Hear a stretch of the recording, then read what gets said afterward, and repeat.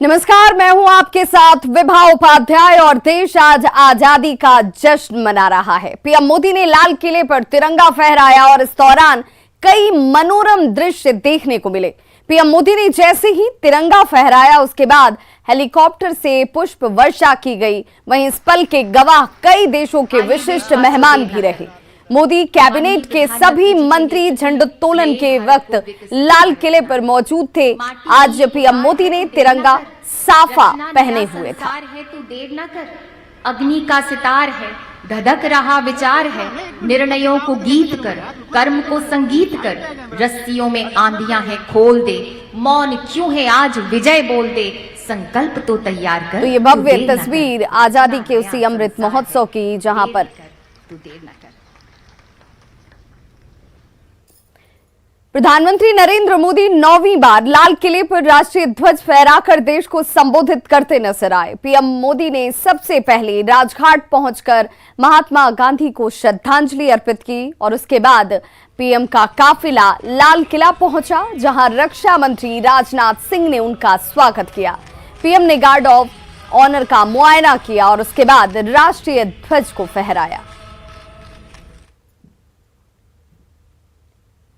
तो देश की आन बान और शान के प्रतीक यहां पर अनगिनत यादों को समेट कर जब लाल किले के प्रांगण में आप मौजूद होते हैं तो देश विकास के पथ पर आज तक कहां पहुंचा और आगे मीलों की दूरी तय करनी है, उन उपलब्धियों को हासिल करना है, हिंदुस्तान को एक नई ऊंचाई तक लेकर जाना है। यही संकल्प एक बार फिर से दोहराया गया।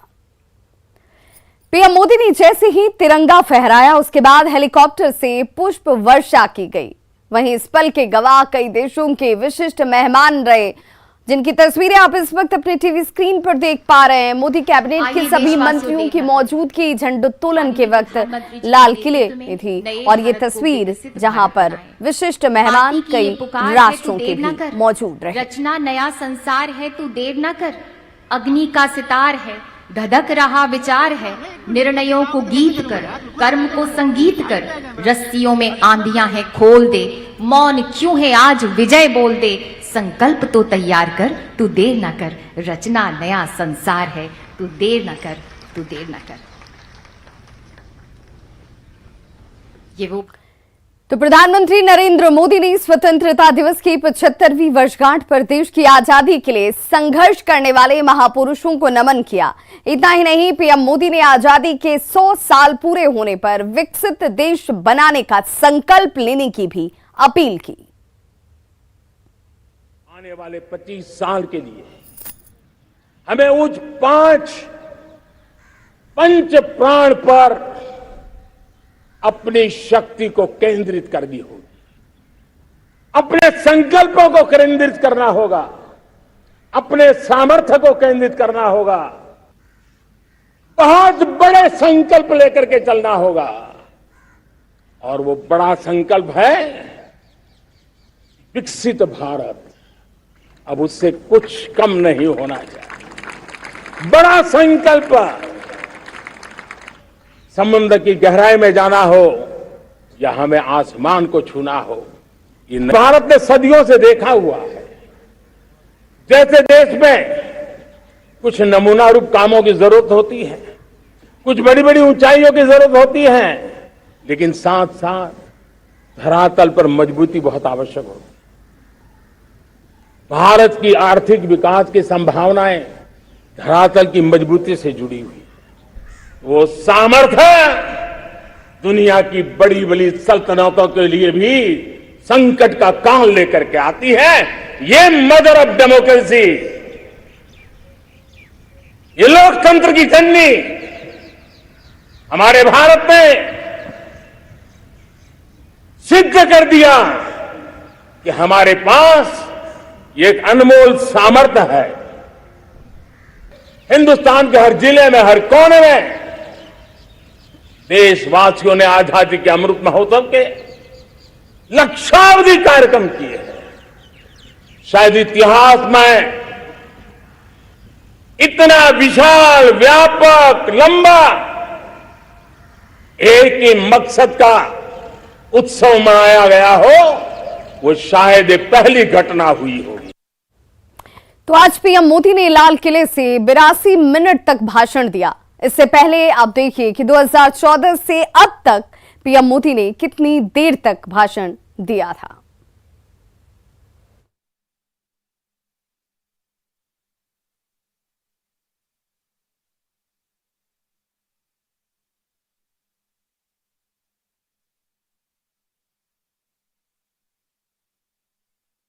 तो पीएम मोदी का लाल किले से संबोधन साल दर साल और कितने देर तक उन्होंने अपना संबोधन राष्ट्र के नाम दिया, देश के नाम दिया, ये तारीख दर तारीख आपके सामने। और ये हमारे देश की ताकत, अखंडता, सहिष्णुता की एक अद्भुत तस्वीर, जहां हम सब एक हो जाते हैं, जहां राष्ट्र एक होता है, स्वाभिमान उनका सबसे सर्वोपरि होता है। और इसी राष्ट्र स्वाभिमान के लिए, उसी की परिकल्पना के साथ आगे बढ़ने का संकल्प हर बार इसी लाल किले से प्रधानमंत्री नरेंद्र मोदी के द्वारा दोहराया जाता हुआ, उसे संकल्पित किया जाता हुआ और युवाओं के अंदर जोश भरने की कोशिश की जाती हुई। तो आज पीएम मोदी ने तिरंगा पगड़ी पहनी हुई थी और तिरंगे रंग की ये पगड़ी आज उन्होंने धारण की थी। इससे पहले की तस्वीर अगर आप देखेंगे तो प्रधानमंत्री हर 15 अगस्त को अलग अलग साफा पहने हुए आपको नजर आते हैं। 2014 से अगर इसकी शुरुआत की जाए तो 2014 से अब तक की तस्वीरें आपके टीवी स्क्रीन पर।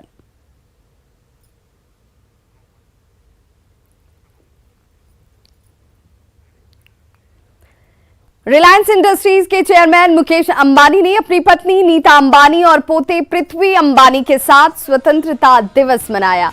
इस अवसर पर बड़ी संख्या में लोगों ने तिरंगा झंडा लहराकर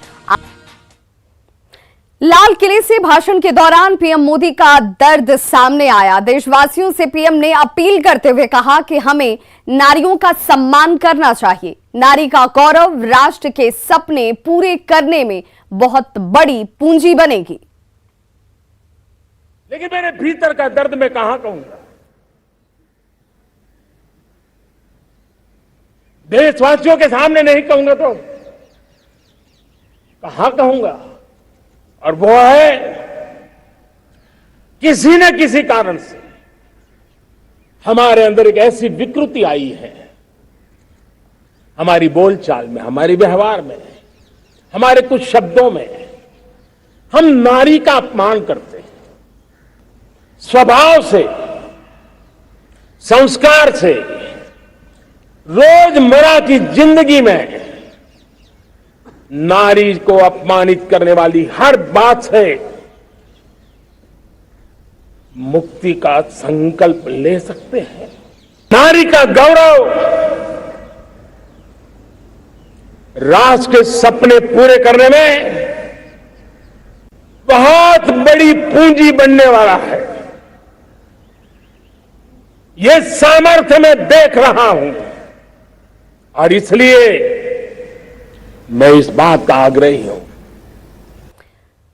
तो लाल किले के प्राचीर से देशवासियों को संबोधित करते हुए पीएम मोदी ने भ्रष्टाचार और परिवारवाद पर जमकर हमला बोला। इसे खत्म करने का उन्होंने संकल्प दोहराया। उन्होंने कहा कि दुर्भाग्य से राजनीति की इस बुराई ने हिंदुस्तान की सभी संस्थाओं में परिवारवाद को पोषित कर दिया है। इससे देश की प्रतिभा को नुकसान होता है।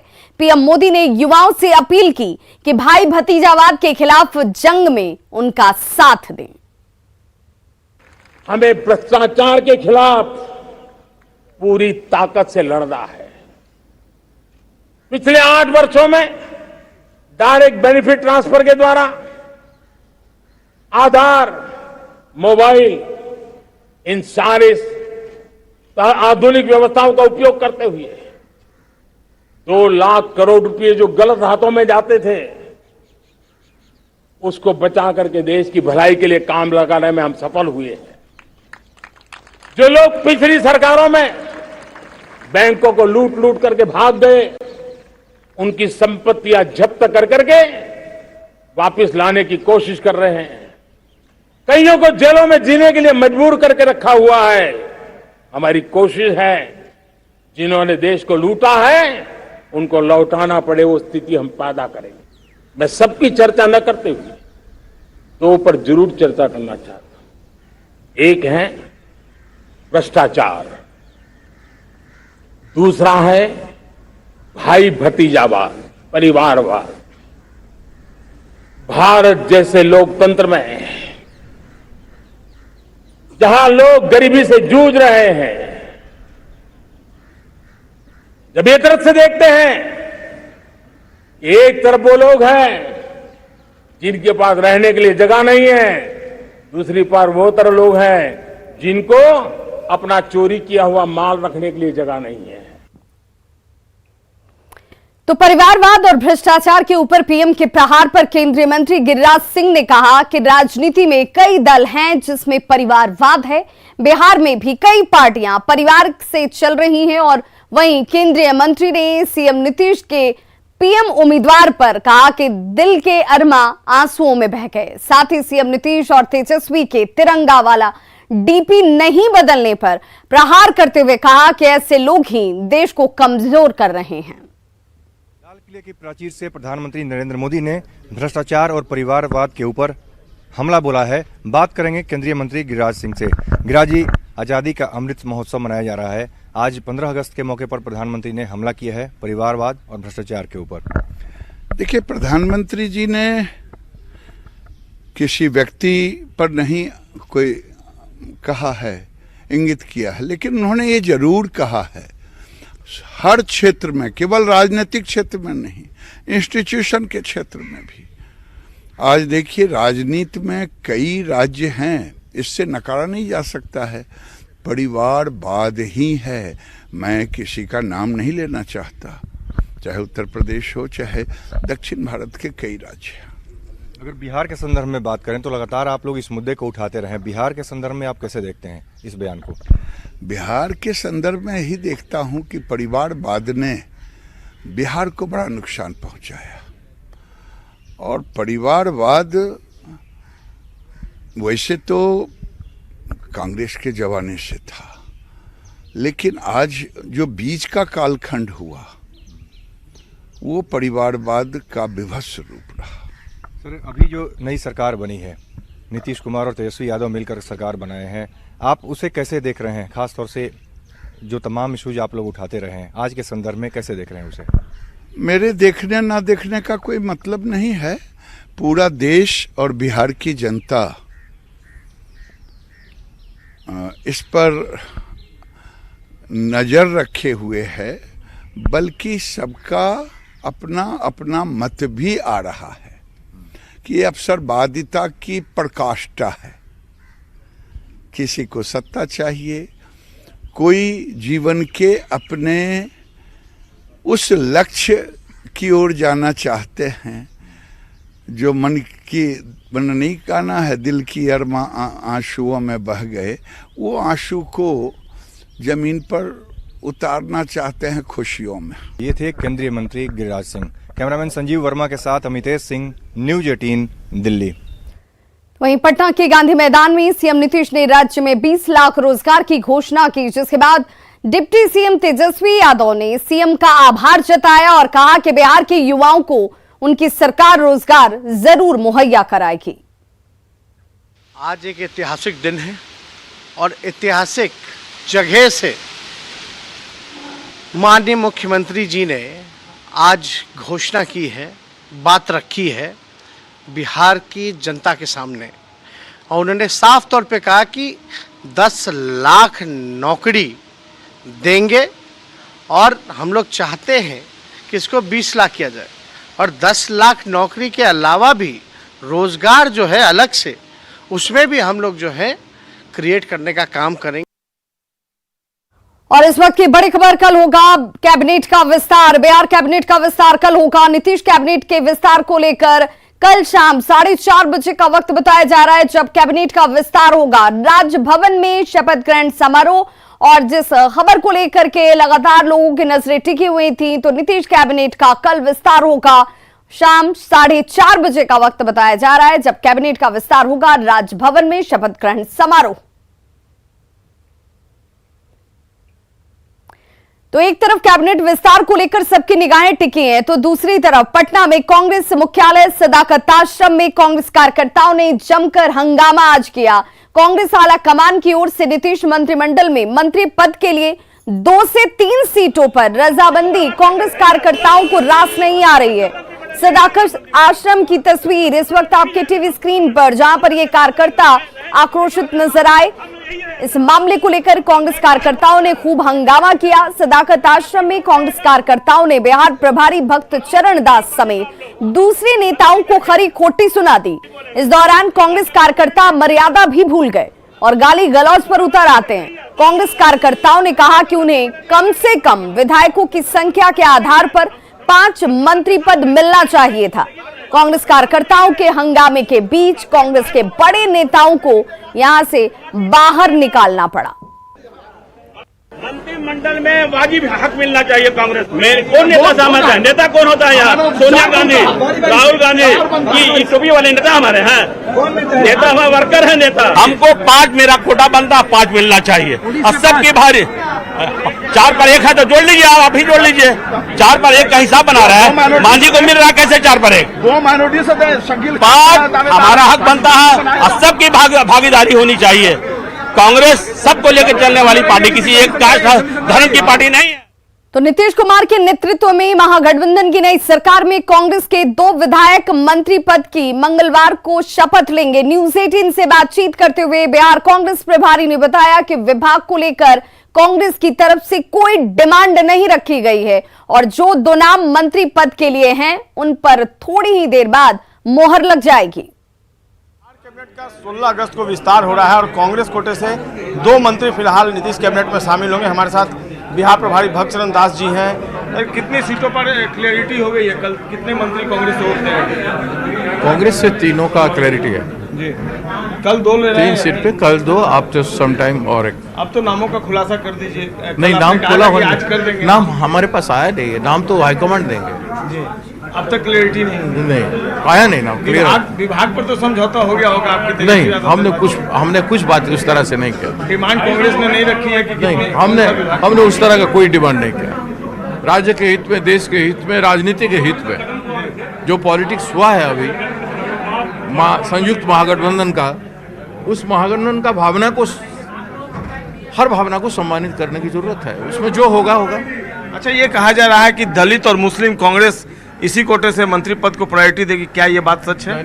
दलित मुस्लिम बैकवर्ड फॉरवर्ड की राजनीति की स्थिति है, उस पे सारे पहलुओं को कांग्रेस देख रही है सीरियसली और सारे पहलुओं को सम्मान किया जाएगा। लेकिन कांग्रेस में मंत्री कौन बनेगा? जो 2 मंत्री फिलहाल आप कह रहे हैं, किस कोटे से बनेगा?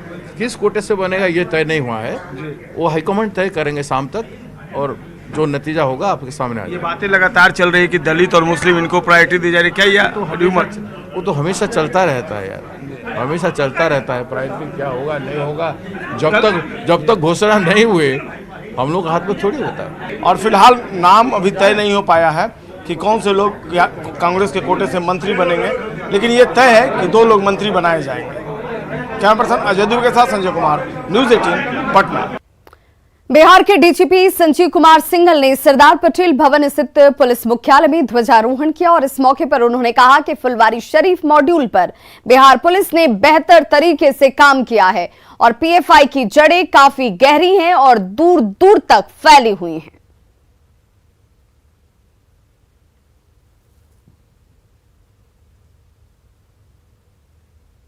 देखिए, चुनौती तो है और चुनौतियां और भी आएंगी, लेकिन मैं यही कहूंगा कि बिहार पुलिस ने इस मामले में बहुत ही उत्कृष्ट कोटि का कार्य किया है और उसका जो असर है वह न केवल हमारे प्रदेश में जो है वह रहेगा और पूरे देश में भी वह असर रहेगा, क्योंकि ये जो मॉड्यूल्स हैं इसके जो जड़ें हैं वो काफ़ी गहरी और बहुत जगह फैली हुई हैं।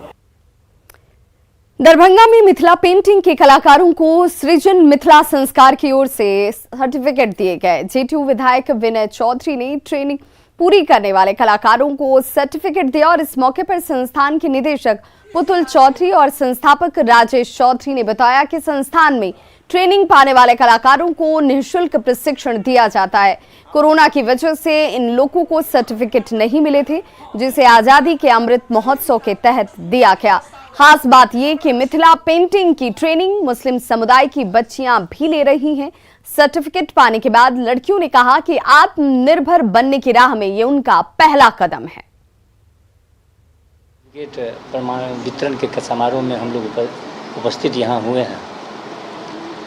हम मिथिलावासियों से मेरा एक ही अपील है कि हर घर में मिथिला पेंटिंग लगे, और अगर यह हम अभियान चला लेते हैं मिथिला पेंटिंग लगाने का, तो संभवतः हम समझते हैं कि मिथिला में जो रोज़गार की बात हो रही है कि रोज़गार नहीं है, यह बहुत ही बड़ा रोज़गार यहाँ पर प्रारंभ होगा, और जिसमें सृजन मिथिला की भी एक महत्वपूर्ण भूमिका होगी। ये हिंदुए धर्म में बन रहा है, ये मुस्लिमो धर्म के बच्चा सब एतऽ सीख रहा है, विद्यार्थी सब, तो वो सब सीख लेते हैं। तो हम तो देख रहा है कि हिंदू मुस्लिम के कोनो एहिमे जाति पाति के देख रेख नहीं कयल गेल है। जतेक सुंदर अखन ये हमारे विद्यार्थी छथि मुस्लिमे धर्म से छथि, तो वो बहुत एते नीक बनेलथि है राम सीता के और राधा कृष्ण के चित्र सब, तो वर्णन नहीं कऽ सकै छियै, तते बढ़िया बनेलथि है। आ जरूरी नहीं है कि ई रामे सीता के बने। अभी तक हम नहीं किए, मतलब स्टार्टिंग तो 2 साल से ही किए थे, लेकिन 2 साल में मेरा रेगुलर नहीं रहा लॉकडाउन की वजह से। अभी जो हो रहा है मतलब कुछ महीनों से ही रेगुलर है, इसको हम और आगे ले जाना चाहते हैं, और हम चाहते हैं कि ये जो है ना सारे धर्म में बनाए, और हम लोग इसको अपने मक्का मदीना लाइक एग्जैक्टा जो भी हो वो सबसे भी इसको मिलाए, इससे मतलब मिलता जुलता बनाए। वो भी बहुत खुशी है। हम लोग मिथिला पेंटिंग सीखे थे तो उसी का सर्टिफिकेट मिला है, हम लोग सीख लिए हैं। तो मकसद क्या है आगे मकसद है कि इसी में आगे जाएं, ताकि हम तो खुद के पांव पे खड़े हो पाएं। तो खबरों का सिलसिला लगातार जारी है, आप देखते रहिए न्यूज़ 18 बिहार झारखंड।